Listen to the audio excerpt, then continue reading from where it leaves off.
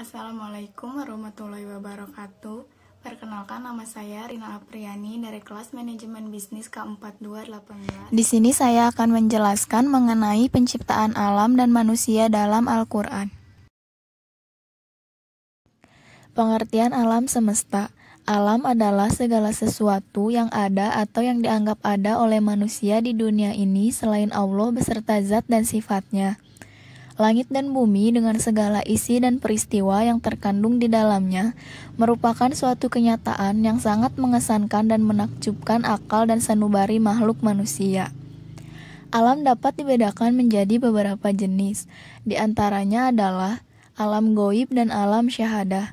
Alam syahadah dalam istilah Inggris disebut universe, yang artinya seluruhnya, yang dalam bahasa sehari-hari disebut sebagai alam semesta. Fase-fase penciptaan alam semesta menurut Al-Quran. Al-Quran menyebutkan dalam sitati ayamin yang berarti 6 masa yang panjang, sebagaimana dalam Al-Quran, Quran Surat Al-Sajdah ayat keempat yang artinya, Allah lah yang telah menciptakan langit dan bumi dan segala yang ada di antara keduanya dalam waktu 6 hari. Kemudian dia bersemayam di atas arsy. Kamu semua tidak memiliki seorang penolong dan pemberi syafaat pun selain dirinya. Lalu, apakah kamu tidak memperhatikannya? Dan inilah 6 fase penciptaan alam semesta. Fase pertama, ini dimulai dengan sebuah ledakan besar atau Big Bang, sekitar 12-20 miliar tahun lalu. Inilah awal terciptanya materi, energi, dan waktu. Ledakan pada hakikatnya adalah pengembangan ruang. Fase kedua, fase ini adalah pembentukan langit. Pengetahuan saat ini menunjukkan bahwa langit biru hanyalah disebabkan hamburan cahaya matahari oleh partikel-partikel atmosfer. Fase ketiga, pada masa ini dalam penciptaan alam semesta adalah proses penciptaan tata surya, termasuk bumi. Selain itu, pada masa ini juga terjadi proses pembentukan matahari sekitar 4,6 miliar tahun lalu. Fase keempat, bumi yang terbentuk dari debu-debu antar bintang yang dingin mulai menghangat dengan pemanasan sinar matahari dan pemanasan dari dalam atau endogenik dari peluruhan unsur-unsur radioaktif di bawah kulit bumi. Fase kelima, hadirnya air dan atmosfer di bumi menjadi prasyarat terciptanya kehidupan di bumi. Sebagaimana firman Allah yang artinya, dan dari air kami jadikan segala sesuatu yang hidup. Quran Surat Al-Anbiya ayat ke-30. Fase ke-6. Masa ke-6 dalam proses penciptaan alam ini adalah dengan lahirnya kehidupan di bumi yang dimulai dari makhluk bersel tunggal dan tumbuh-tumbuhan. Penciptaan manusia menurut Al-Quran. Pengertian manusia menurut pandangan Islam. Manusia dalam pandangan kebendaan atau materialis hanyalah merupakan sekepal tanah di bumi. Manusia dalam pandangan kaum materialisme tidak lebih dari kumpulan daging, darah, urat tulang, urat-urat darah, dan alat pencernaan. Pengertian hakikat manusia. Manusia adalah makhluk ciptaan Allah yang paling mulia di antara makhluk ciptaannya. Oleh sebab itu, manusia diharuskan mengenal siapa yang menciptakan dirinya sebelum mengenal yang lainnya. Pandangan Islam mengenai asal-usul terciptanya manusia.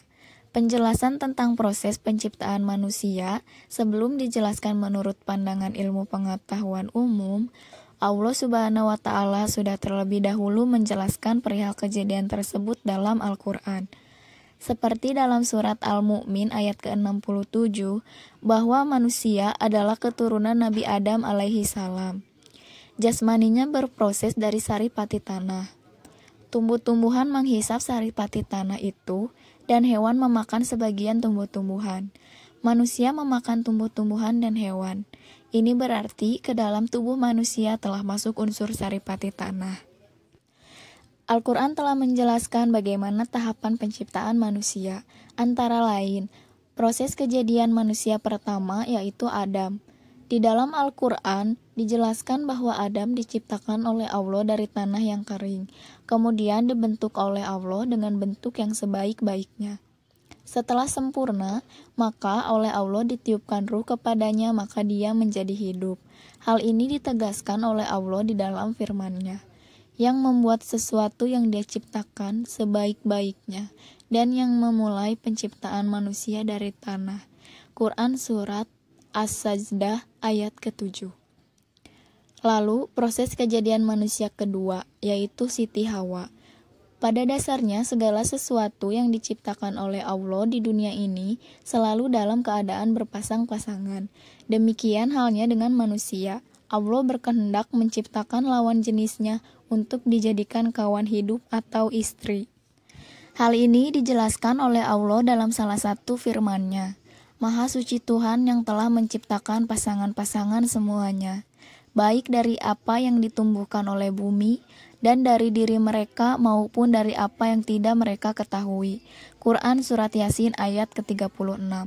Kemudian proses kejadian manusia ketiga, yaitu semua keturunan Adam dan Hawa. Kejadian manusia ketiga adalah kejadian semua keturunan Adam dan Hawa kecuali Nabi Isa alaihi salam. Dalam proses ini di samping dapat ditinjau menurut Al-Quran dan Al-Hadis dan juga dapat ditinjau secara medis. Sekian yang dapat saya sampaikan, mohon maaf bila banyak kesalahan. Terima kasih. Wassalamualaikum warahmatullahi wabarakatuh.